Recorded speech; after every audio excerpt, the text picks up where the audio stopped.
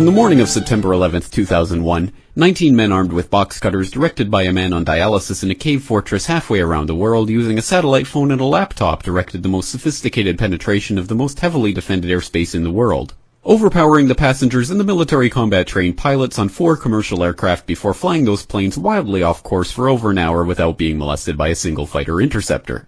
These 19 hijackers, devout religious fundamentalists who like to drink alcohol, snort cocaine, and live with pink-haired strippers, managed to knock down 3 buildings with 2 planes in New York, while in Washington a pilot who couldn't handle a single-engine Cessna was able to fly a 757 in an 8,000-foot descending 270-degree corkscrew turn to come exactly level with the ground, hitting the Pentagon in the budget analyst office where DoD staffers were working on the mystery of the $2.3 trillion that Defense Secretary Donald Rumsfeld had announced missing from the Pentagon's coffers in a press conference the day before, on September 10th, 2001.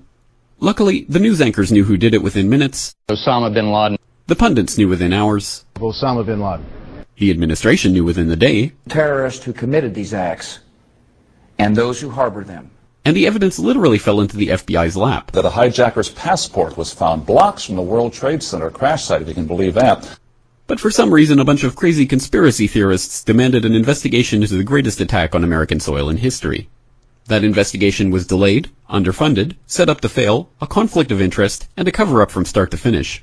It was based on testimony extracted through torture, the records of which were destroyed. It failed to mention the existence of WTC-7, Able Danger, P-TECH, Sibel Edmonds, OBL and the CIA, and the drills of hijacked aircraft being flown into buildings that were being simulated at the precise same time that those events were actually happening. It was lied to by the Pentagon, the CIA, the Bush administration, and as for Bush and Cheney, well, no one knows what they told it because they testified in secret, off the record, not under oath, and behind closed doors. It didn't bother to look at who funded the attacks because that question is ultimately of little practical significance.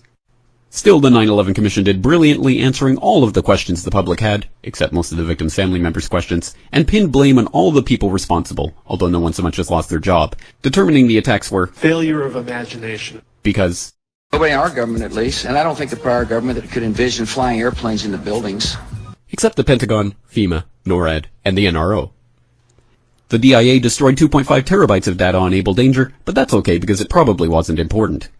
The SEC destroyed their records on the investigation into the insider trading before the attacks, but that's okay because destroying the records of the largest investigation in SEC history is just part of routine record keeping.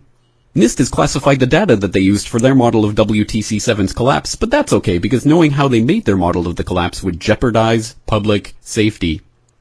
The FBI has argued that all material related to their investigation of 9/11 should be kept secret from the public, but that's okay because the FBI probably has nothing to hide. This man never existed, nor is anything he had to say worthy of your attention, and if you say otherwise, you are a paranoid conspiracy theorist and deserve to be shunned by all of humanity. Likewise him, and her. And her, and her, and him. Osama bin Laden lived in a cave fortress in the hills of Afghanistan, but somehow got away. Then he was hiding out in Tora Bora, but somehow got away. Then he lived in Abbottabad for years, taunting the most comprehensive intelligence dragnet employing the most sophisticated technology in the history of the world for a decade, releasing video after video with complete impunity and getting younger and younger as he did so, before finally being found in a daring SEAL team raid which wasn't recorded on video, in which he didn't resist or use his wife as a human shield, and in which these crack special forces operatives panicked and killed this unarmed man, supposedly the best source of intelligence about those dastardly terrorists on the entire planet. Then they dumped his body in the ocean before telling anyone about it. Then a couple dozen of that team's members died in a helicopter crash in Afghanistan. This is the story of 9/11, brought to you by the media which told you the hard truths about his head could be seen to move violently forward. And they took the babies out of the incubators. And mobile production facilities.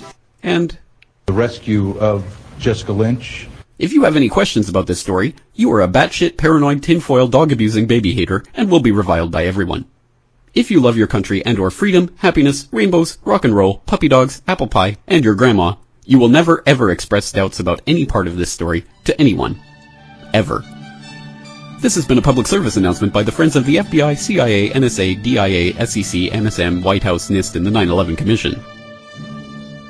Because ignorance is strength.